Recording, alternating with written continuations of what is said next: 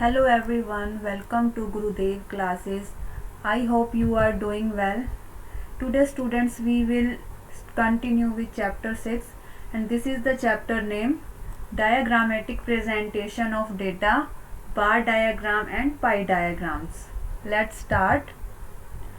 Meaning of diagrammatic presentation यानी कि जो डायग्रामेटिक प्रेजेंटेशन है उसका मीनिंग क्या है।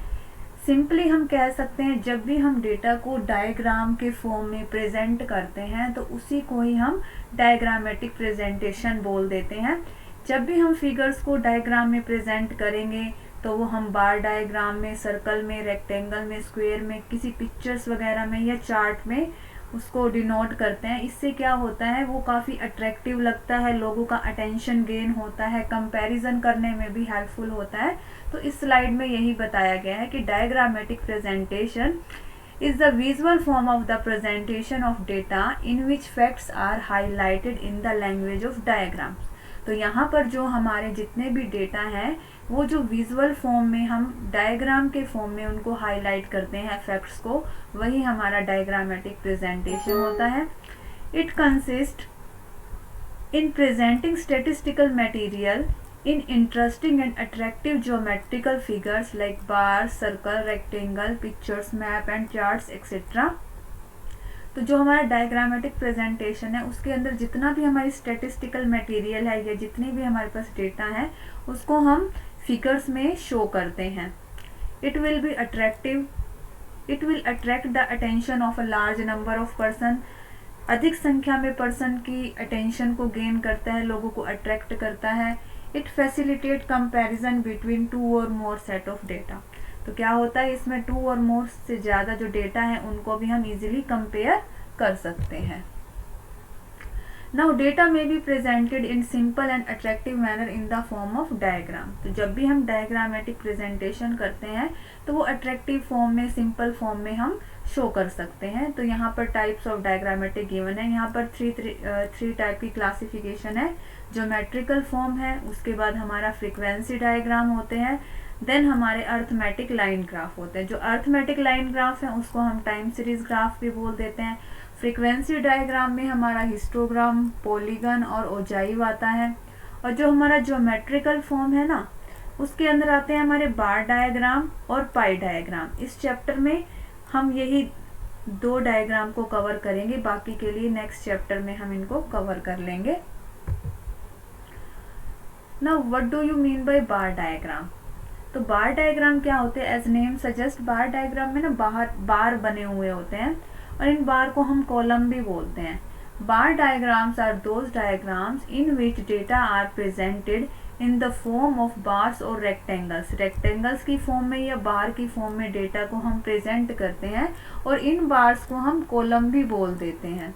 इसकी फीचर क्या होती हैं, लेंथ में बी मोर और less but the breadth of the bar remains the same. यानी कि जब भी हम बार डायग्राम बनाएंगे ना तो हमें क्या ध्यान में रखना है कि लेंथ तो वेरी कर सकती है जो हमें डाटा गिवन है, लेकिन जो ब्रेड्थ है वो हमारी सेम रहनी चाहिए हर एक बार की।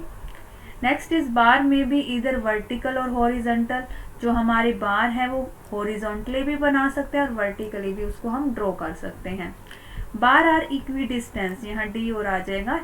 यहाँ equi distance from each other means जब भी हम बार बनाएंगे ना उनके बीच के अंदर क्या होना चाहिए, डिस्टेंस इक्वल होना चाहिए, अनइक्वल नहीं होना चाहिए। Next is all bar are based on some common base line. सभी एक ही कॉमन बेस लाइन के ऊपर होने चाहिए। Bar diagram should be presented to the form bar of the ascending और डिसेंडिंग ऑर्डर। जहाँ तक हो सके जो हमारे बार डायग्राम है वो हमें असेंडिंग और डिसेंडिंग ऑर्डर में ही शो करने चाहिए। बार में भी colour to make its attractive. उसको अट्रैक्टिव बनाने के लिए उसको हम डिफरेंट डिफरेंट कलर से कलरफुल भी बना सकते हैं। Next types of bar diagram. तो यहाँ पर हम टाइप्स करेंगे। सबसे पहले होता है हमारा सिंपल बार डायग्राम। सिंपल बार डायग्राम में क्या होते हैं, सिर्फ एक ही कैरेक्टरिस्टिक गिवन होती है, उसी के बेस पर हम डेटा को प्रेजेंट करते हैं। These are those bar diagrams which are based on a single set of numerical data. यहाँ पर single set of numerical data होता है and the different item of the value are represented by different bar. और जो हमारे single single set होते हैं ना, उसको हम सिंगल सिंगल करके उसको बार डायग्राम बना देते हैं. अब यहाँ पर ध्यान से देखो, ये दे रखे स्टूडेंट्स फेवरेट कलर. ये हमारा स्टूडेंट फेवरेट कलर से रिलेटेड एक डायग्राम बना रखा है. यहाँ पर नंबर ऑफ स्टूडेंट्स गिवन है एक्स वाई एक्सिस पे, और नीचे हमारे जो है एक्स एक्सिस पे हमने फेवरेट कलर लिए हुए हैं. तो यहाँ से हमें क्या पता चल रहा है कि ये हमारा सिंगल बार डायग्राम है. Next is multiple bar diagram.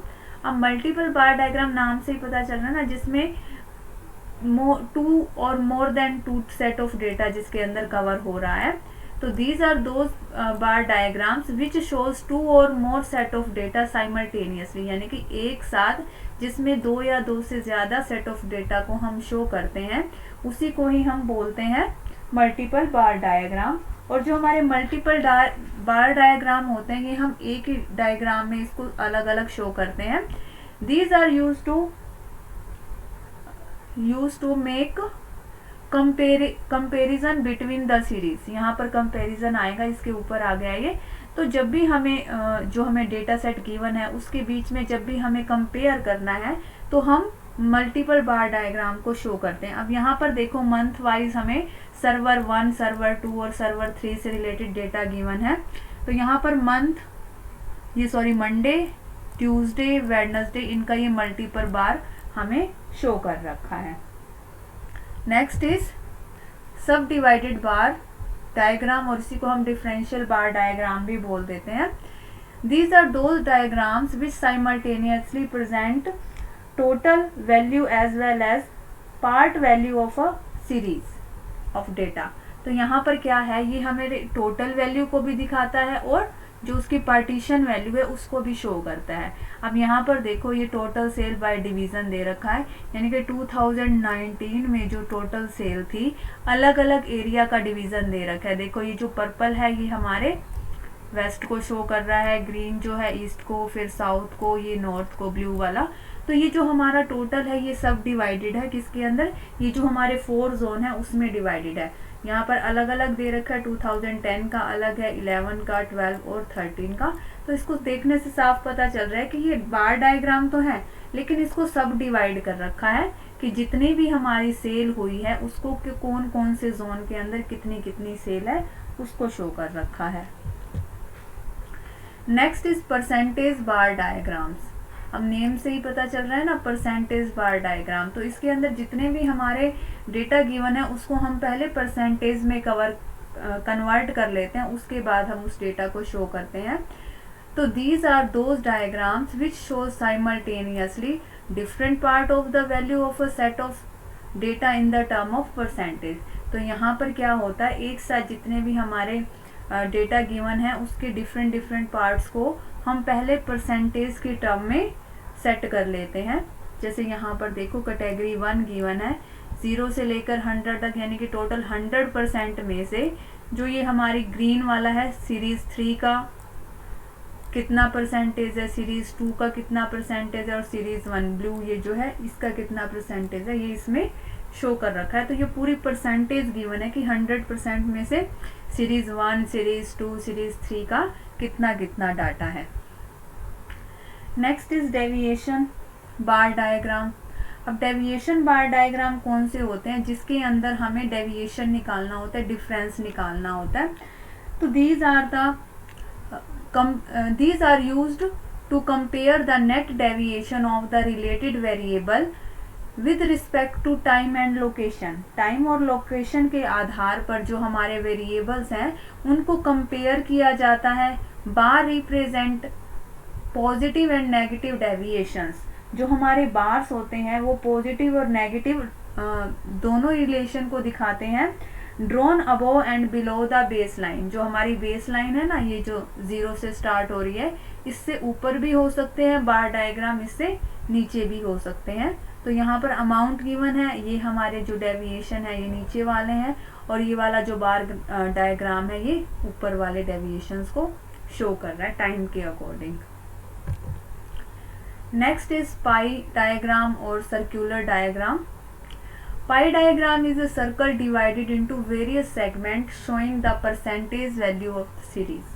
तो किसी भी हमारी जो सीरीज है उसको जब हम परसेंटेज सेगमेंट में बनाते हैं और एक सर्कल में डिवाइड कर देते हैं तो वो हमारा पाई डायग्राम माना जाता है. This diagram does not show the absolute value. और ये जो डायग्राम होता है ये हमारा एब्सोल्यूट वैल्यूज को शो नहीं करता है. अब यहाँ पर देखो ये जो हमारा सर्कल गिवन है ये हमारा पाई डायग्राम के बारे में बता रखा है.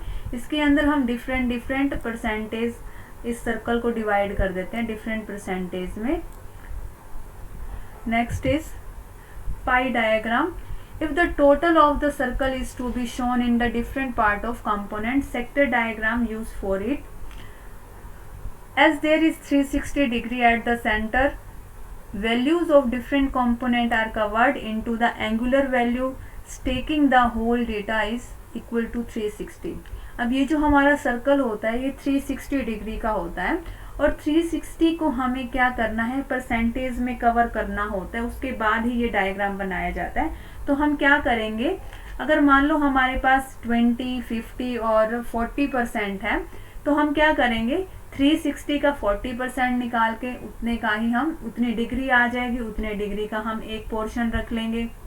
जैसे मान लो ये येलो पोर्शन हमारा दे रखा है ऊपर, ठीक है, इसको हम ये मान लेते हैं कि ये हमारा 150 है, 150 डिग्री का है. तो ये हमने कैसे निकाला होगा, 360 डिग्री को हम मल्टीप्लाई कर देंगे जितना परसेंटेज ये इसका एरिया था. इसी तरह से ब्लू वाला निकालना है तो इसका भी हम परसेंटेज निकाल लेंगे, यानी कि 360 इंटू मान लो ये 15 डिग्री ये 15% का है तो 360 इंटू 15/100 मीन्स जितने भी परसेंटेज की हमने डिग्री निकालनी है उतनी परसेंटेज को हम 360 से मल्टीप्लाई कर देंगे, बाय में 100 कर देंगे तो ये हमारा इसकी डिग्री आ जाएगी. This diagram is also known as the subdivided circular diagram. और इस डायग्राम को हम सर्क्यूलर डायग्राम भी बोल देते हैं. तो ये थे हमारे presentation of data. Okay guys, this was all about for today.